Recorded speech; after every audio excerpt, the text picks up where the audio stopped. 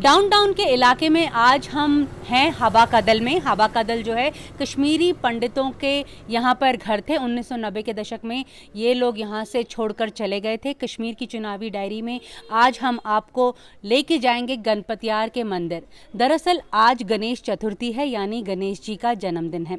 विनायक हर्ता जो हैं वो यहाँ पर कब से वास कर रहे हैं, इसके बारे में चर्चा करेंगे और यहाँ पर इन घरों ने क्या क्या हालात देखे हैं उसके बारे में चर्चा करेंगे। दरअसल ये बताया जाता है कि ये जो गणपतियार का मंदिर है, अभी आप देख सकते हैं कि जो सीआरपीएफ के यहाँ पे बंकर बने हुए हैं, सीआरपीएफ इसे बहुत सालों से प्रोटेक्ट करती रही है। ये 200 साल पुराना ये मंदिर है और यहाँ पे कश्मीरी पंडितों की भावनाओं से ये बहुत जुड़ा हुआ मंदिर है।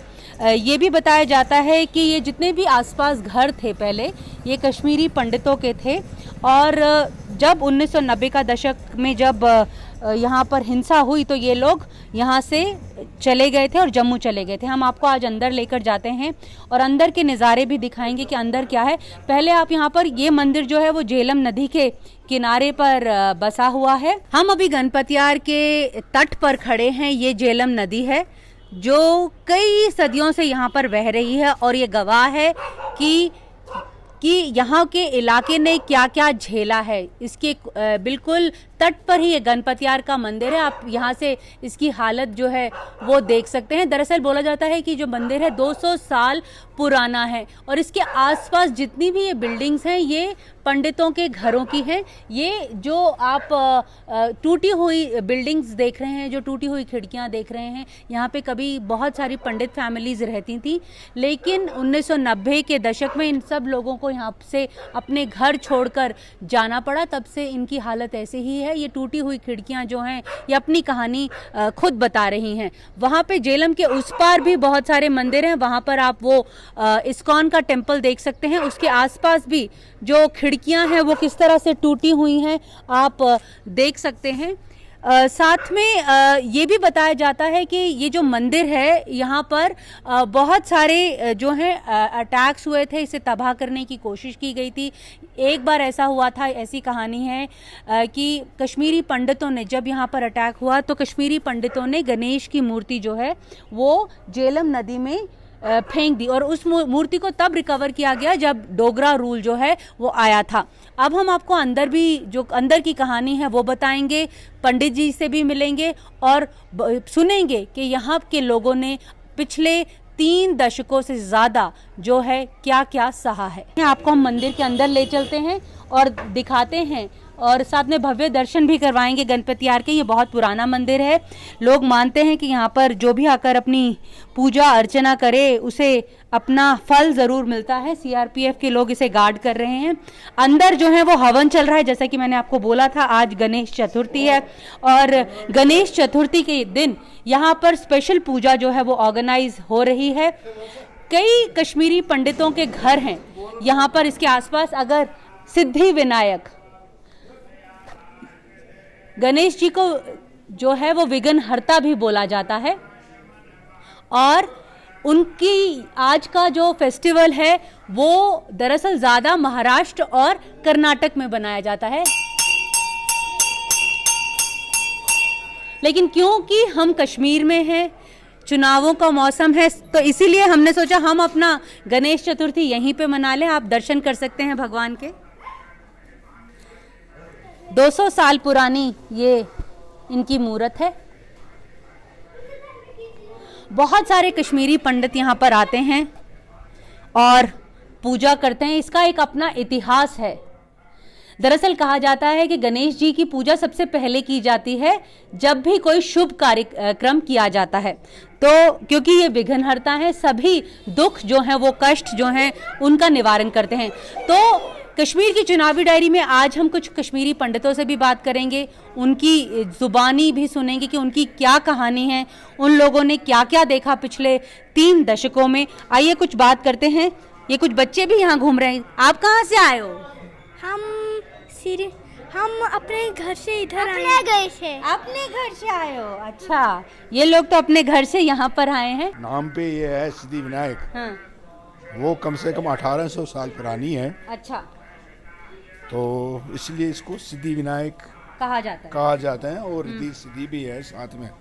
रिद्धि सिद्धि भी है। हाँ जी, अच्छा, ये है ये actually- प्राचीन काल का है, ये सबसे प्राचीन ये जो मूर्ति है। मूर्ति है, आप इसमें देख लीजिएगा कि इसका जो ये ट्रंक है ये दाईं तरफ से होता है, जो सिद्धि सिद्धि विनायक।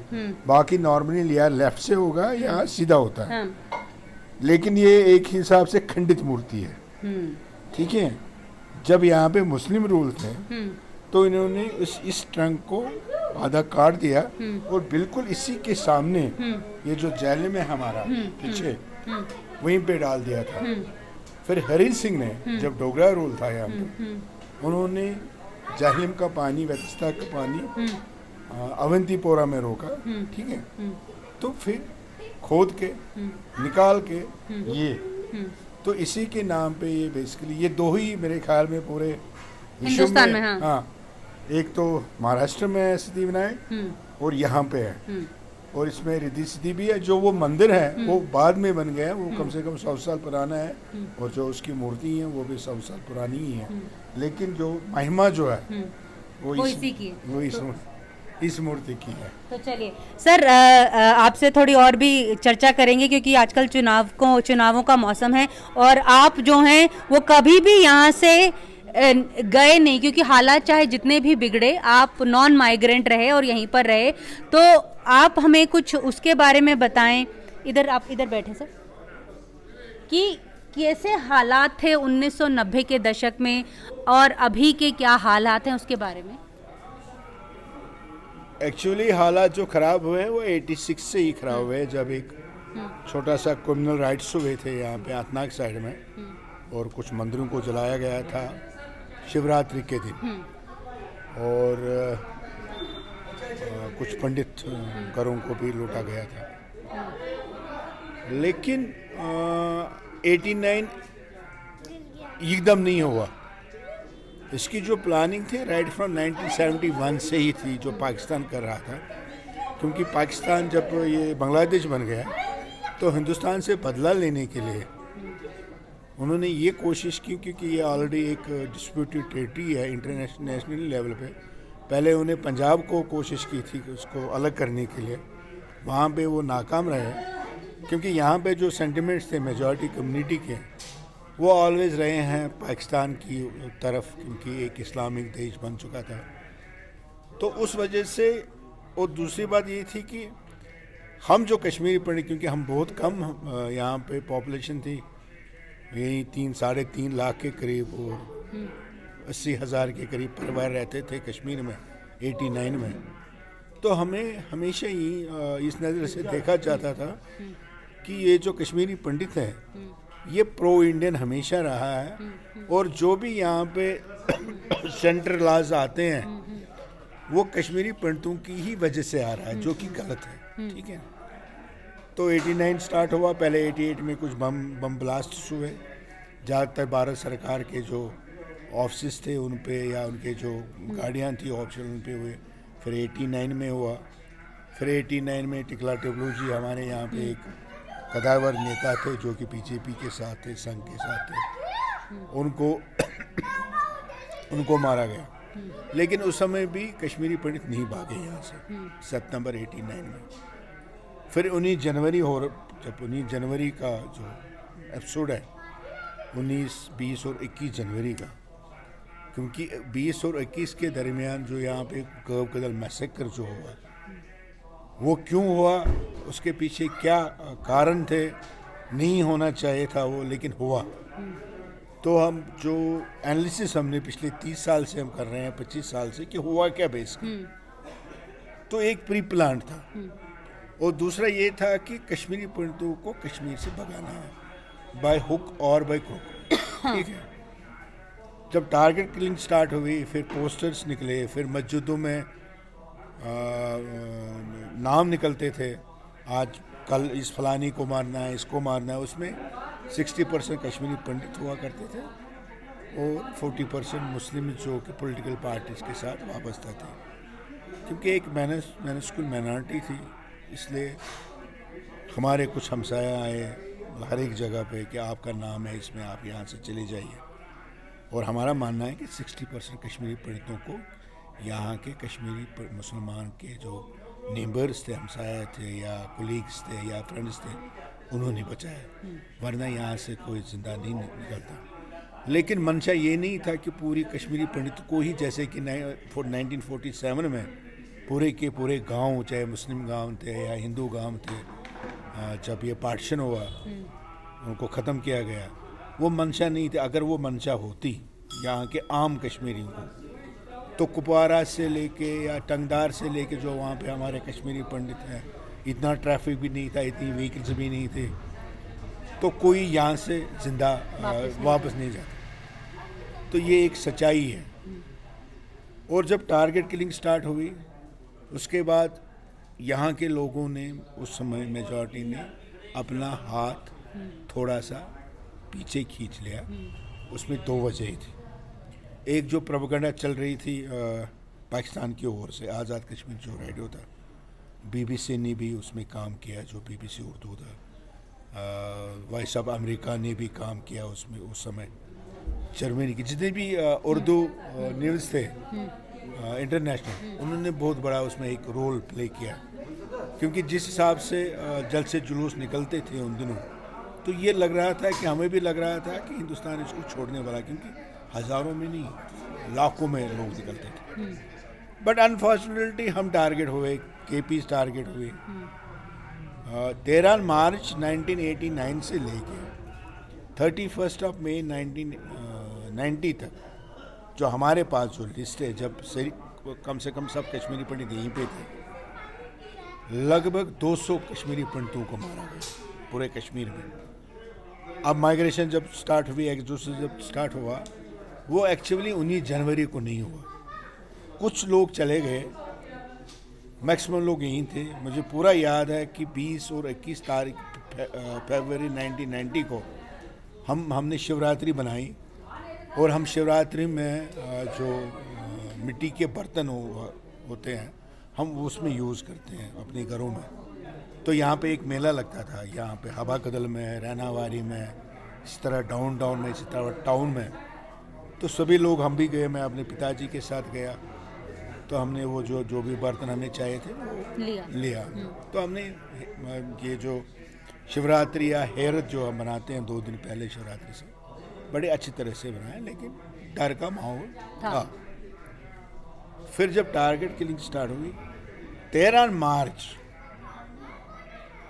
1990 में, क्या हुआ ऐसा कि एकदम 2 महीने में कम से कम 90% कश्मीरी पंडित यहाँ से चले गए। एक तो वो चले गए जिनके यहाँ पे कैजुअलिटी हुई, ठीक है, या अगर हमसाया में कैजुअलिटी हुई तो वो भी डर के मारे चले गए। लेकिन एकदम ऐसा क्या हुआ, क्यों इंडियन एस्टेब्लिशमेंट फेल हुई कश्मीरी पंडितों को प्रोटेक्ट न करने में? अगर कश्मीरी पंडितों को आपको पता होगा, जब पंजाब में मिलिटेंसी चल रही थी, तो पंजाब के हिंदुओं को उन्होंने अदर स्टेट में जाने नहीं दिया। उनको उन्होंने वहाँ पे पठानकोट में ही रोक दिया, उन्होंने पठानकोट में ही उनका सारा कुछ।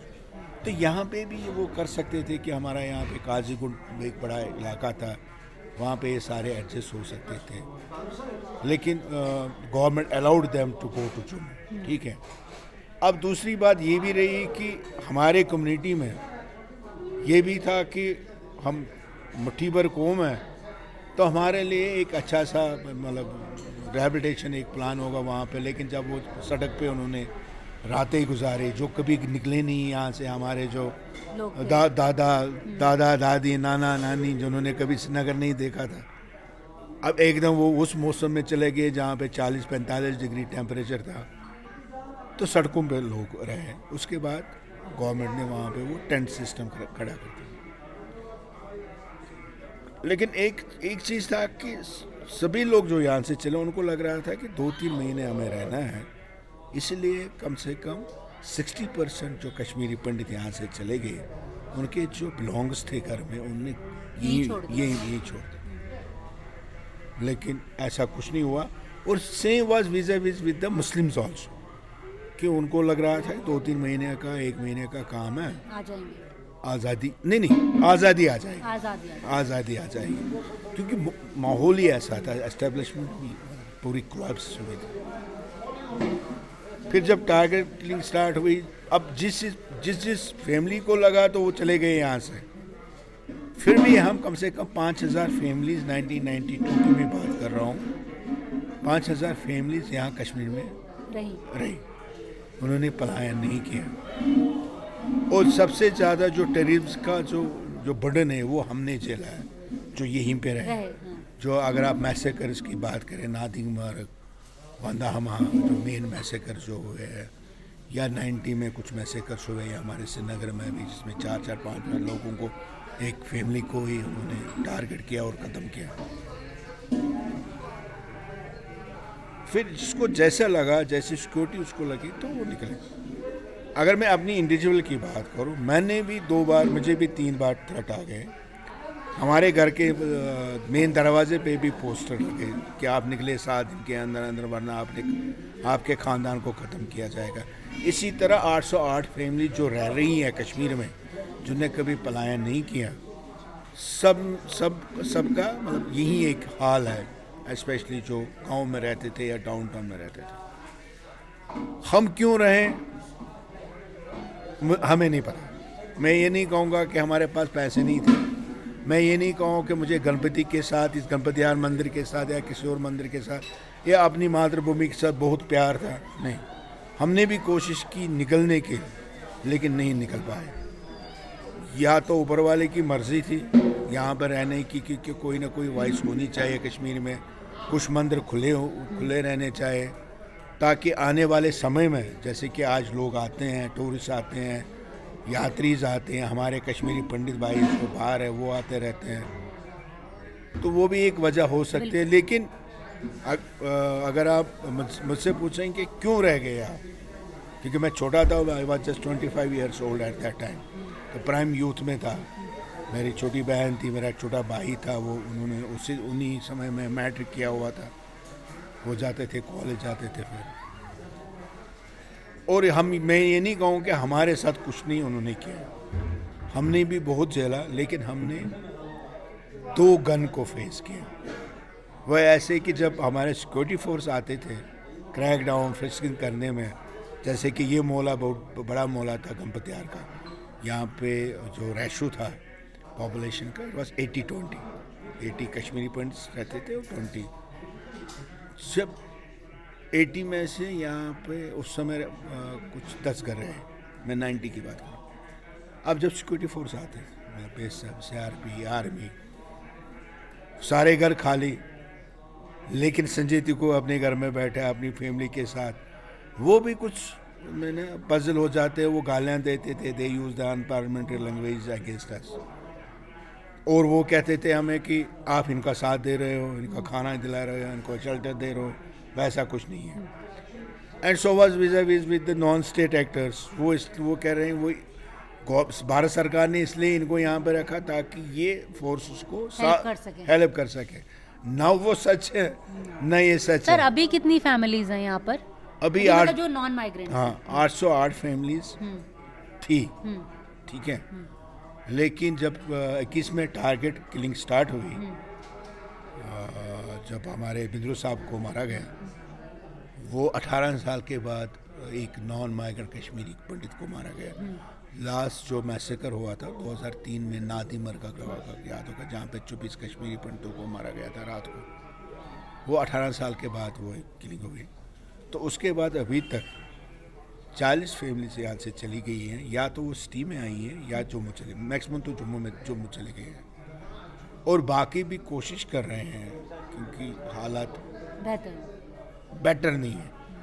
ये मैं नहीं कहूँगा कि हालात ठीक है हमारे लिए, हम डर डर के जी रहे हैं। सर, जैसे 10 साल से तो अब यहाँ पर पहले बीजेपी का शासन था, फिर लेफ्टिनेंट गवर्नर साहब थे, अभी भी भारतीय जनता पार्टी 10 साल से केंद्र में भी है, तो आपको लगता है कि हालात अभी वैसे ही थे या अभी भी वैसा ही डर का माहौल था?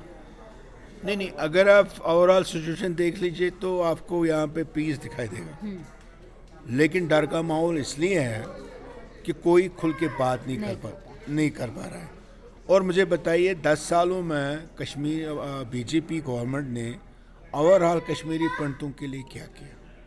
जो भी पैकेज है पीएम पैकेज, वो तो मनमोहन सिंह की गवर्नमेंट में आया यूपीए 2 जब 2008-2009 में, वही उन्होंने फुलफिल किया। वो 6000 कुछ पोस्ट थे तो वही उन्होंने फुलफिल।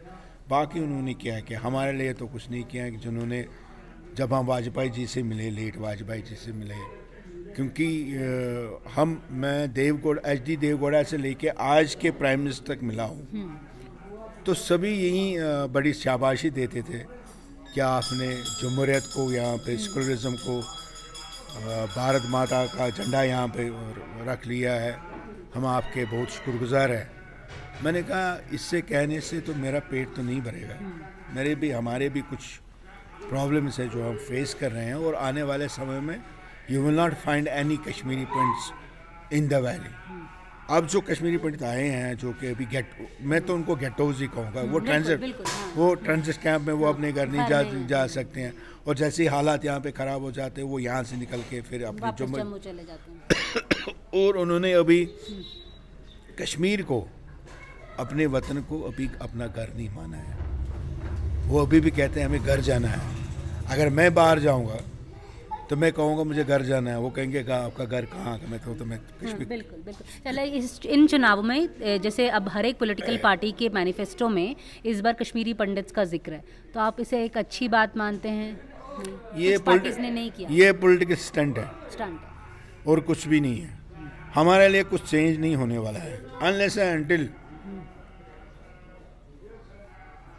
जम्मू कश्मीर एक पॉलिटिकल प्रॉब्लम है। अभी under the shadow of gun, under the shadow of NIA, under the shadow of CBI, under the shadow of ED, लोग चुप है। ठीक है, जैसे ही ये बाहर, ये जो डर है ये बाहर निकल के आ जाएगा, उस समय क्या होगा? मैंने यही क्वेश्चन एक पूछा था, एक RSS के बड़े एक नेता आए थे हमारे घर पे, उन्होंने कहा हमने तो बड़ा वो किया, कंट्रोल किया। मैंने कहा कल आपकी गवर्नमेंट नहीं रहेगी, 5 साल और रहेगी, 10 साल, उसके बाद आपने कोई बी प्लान सोचा हुआ है? उनके पास कोई जवाब नहीं था। सो जो ये पोर्ट्रेट कर रहे हैं वो नहीं है। अब मुझे एक चीज़ बताइए, जब भी यहाँ पे VVIP मूवमेंट होती है, why only Kashmiri Pandits were told by the security agencies concerned SHO कि आप 2 दिन बाहर मत निकलेगा, 3 दिन बाहर, मतलब शाम को जल्दी घर आ जाएगा, 2 दिन घर पे बैठेगा। Why only with us, why not with the other community? अच्छा, जैसे 10 साल बाद चुनाव हो रहे हैं, आपको लगता है कि ये जमहूरियत के लिए अच्छी पहल है? जमहूरियत के लिए तो अच्छी पहल है, लेकिन मुझे बताइए कि हमने दिल्ली का हाल देखा है, केंद्र शासित प्रदेश है, तो अभी तो रिसेंटली और पावर्स मिले हैं LG को, वहाँ पे भी और यहाँ पे भी इलेक्शन होंगे, वोट भी अच्छी पड़ेगी, ऐसा कुछ नहीं है। क्या ये असेंबली के जो पावर्स है वो सेम रहेंगे जो एक स्टेट के होते हैं? कश्मीरी पंडितों की क्या मांग है? स्टेटहुड रिस्टोर होना चाहिए या UT ही चलनी? मेरे हिसाब से स्टेटहुड वापस आना चाहिए, क्योंकि स्टेटहुड में एक चीज़ है कि यहाँ पे जो अभी जो चल रहा है वो ब्यूरोक्रेसी, ठीक है, और जो ब्यूरोक्रेसी वाले हैं वो लोकल इमोशन सेंटिमेंट्स नहीं समझ पा रहे हैं। सर, आज गणपति जी का जन्मदिन है, आज गणेश चतुर्थी है, तो क्या अरेंजमेंट्स हैं यहाँ पर? अभी आप देख रहे हैं कि हमारा ये चल रहा है, और 1990 से ये 1990 से पहले भी चलता था और आज भी है। तो हमारी यही कोशिश हमेशा रही है, एक तो गणपति जी का चल रहा है, दूसरा ये कि अपने हिंदुस्तान के वासियों को ये दिखाने के लिए कि कश्मीर में खाली एक समुदाय नहीं रह रहा है, और भी समुदाय रह रहे हैं, और इन बुरे हालात में या अच्छे हालात में जो हमारे रिचुअल्स होते हैं वो हम परफॉर्म करते रहते हैं, चाहे फिर 100 लोग आए, 10,000 लोग आए, लेकिन जो हमारा फ़र्ज़ है अपने इष्ट देव के लिए, वो हम पूरा हमेशा करते हैं। इसलिए ये चल रहा है इस वक्त जो साहकार जो चल रहा है ये महादेव का चल रहा है। इसके बाद माता का होगा, उसके बाद 12 बजे पूर्ण आरती होगी, उसके बाद प्रसाद वितरण होगा। Thank you sir, thank you. तो संजय टिक्कू साहब ने हमें यहाँ की गणपतियार का इतिहास बताया, यहाँ की महिमा बताई और बताया कि किस तरह से लोगों ने यहाँ पर पिछले 3 दशकों से ज़्यादा क्या कुछ सहा है और अभी भी कुछ सह रहे हैं। अभी भी लगभग 800 के आसपास फैमिलीज़ हैं, कश्मीरी पंडितों की फैमिलीज़ हैं जो यहाँ पर रह रही हैं और यहाँ पर इस मंदिर पर आती हैं जब भी कोई पूजा अर्चना करनी होती है। हम आपको ये तस्वीरें जो हैं ये गणपतियार के कंपाउंड से हम आपको दिखा रहे हैं। ये बहुत ऐतिहासिक मंदिर है। मंदिर में क्योंकि आज गणेश चतुर्थी है तो यहाँ पे जैसा कि बताया गया था कि यहाँ पर पूजा जो है, जो हवन है वो चल रहा है।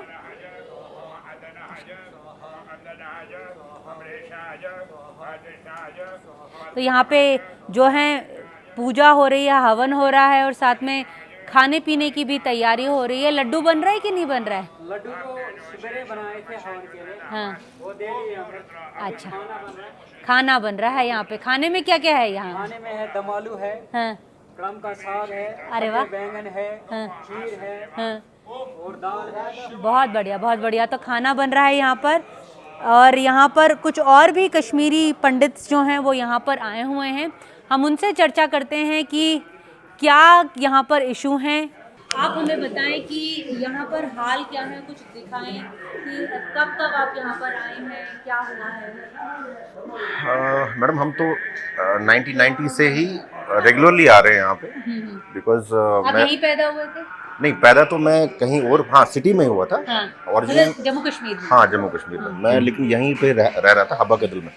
जब बताइए मुझे कौन है? जब 90s में हाँ, जब 90s में जब वो हमारे साथ ऐसा जो इंसिडेंट हुआ था तो तब मैं यहीं पे था और मेरी मासी भी यहीं पे रहती थी। बिल्कुल इस जगह का नाम गणपतियार है। तो हम यहीं रहते थे। तब मैं 10-11 साल का होगा। तो मैंने तो अपनी आंखों से सारा कुछ देखा है। तो बट हमने आना नहीं छोड़ा। कहीं ना कहीं हमने घर वालों से कैसे भी करके हम अपने कहते हैं ना खुद ही हिम्मत करके हम आते गए रेगुलरली। सर अब जैसे इलेक्शंस हो रहे हैं, आपको क्या लगता है ये कुछ चेंज हुआ कश्मीरी पंडितों के लिए? मैडम अभी होप तो काफ़ी थी हमारी कि शायद ज़रूर सरकार कश्मीरी पंडित समुदाय के लिए कुछ ना कुछ ज़रूर करेगी। बट कल में हमारे जो गृह मंत्री जो होम मिनिस्टर साहब अमित शाह जी जब जम्मू में आए थे तो मैं कल देख रहा था। बड़ा एक दुर्गा कहते हैं ना, बड़ा अनफॉर्चुनेट है। उन्होंने बड़ा ही एक कहते हैं ट्विस्टिंग वाला स्टेटमेंट दिया कि हमने 6000 फैमिलीज़ को यहाँ पे बसाया है। तो आई डोंट थिंक वो तो एक पैकेज के तहत अगर हम उस पर थोड़ा डीपर लेवल पे जाएं, मुझे नहीं लगता कि वो एक रिहैबिलिटेशन के हिसाब से आए थे। सरकार ने जो हमें बोला था तो इनफैक्ट वो ये भी उसमें ये बोला गया कि जब वो वहाँ से जब उनकी रिटायरमेंट होगी तो उनके तो वो घर भी छीने जाएंगे जो उनको दिया गया है, वो जो भी है। तो उम्मीद ये थी कि सरकार ज़रूर कुछ हमारे हाँ करेगी और इस बार डेफिनेटली, क्योंकि हम पिछले 10 साल से वेट कर रहे हैं कि कुछ ना कुछ सरकार करेगी। पर जबकि मैं देख रहा हूँ कि मोस्टली जो सरकार हमारे जो कम्युनिटी है हम खुद कर रहे हैं बहुत कुछ। अपार्ट फ्रॉम पीएम पैकेज जो उन्होंने हमें दिखाया है, मुझे तो लगता है थोड़ा बहुत कहना नहीं चाहिए but it is kind of I wash कि जो उन्होंने कहा था। बट एक्सपेक्टेशन तो बहुत ही 10 साल में तो बहुत कुछ कर सकते थे। तो अभी हम जैसे ये मंदिर देखिए, ये हमारा पता नहीं कितने सदियों साल पुराना मंदिर है गणेश जी का, इसको गणपतियार कहते हैं। तो हम तो बचपन से यहाँ आ रहे हैं और इनफैक्ट अभी आप अगर देखेंगे तो यहाँ पे हर बार आज का बड़ा पर्व है हमारा गणेश चतुर्थी। और गणेश चतुर्थी के मतलब अवसर पे हम यहाँ पे जितने भी समुदाय के लोग आते हैं और पूजा पाठ करते हैं। यहाँ पे आप देख रहे होंगे यज्ञ भी हो रहा होगा, तो उसके बाद प्रसाद भी बढ़ता है। तो बट अब देखिए मोस्टली हम सारे अपनी कम्युनिटी के लोग ही हैं। तो जबकि यहाँ पे ऐसी जगहों पे गवर्नमेंट का कुछ ना कुछ इनिशिएटिव होना चाहिए था जहाँ की लार्ज स्केल पे कुछ ना कुछ हमारे और लोग आते।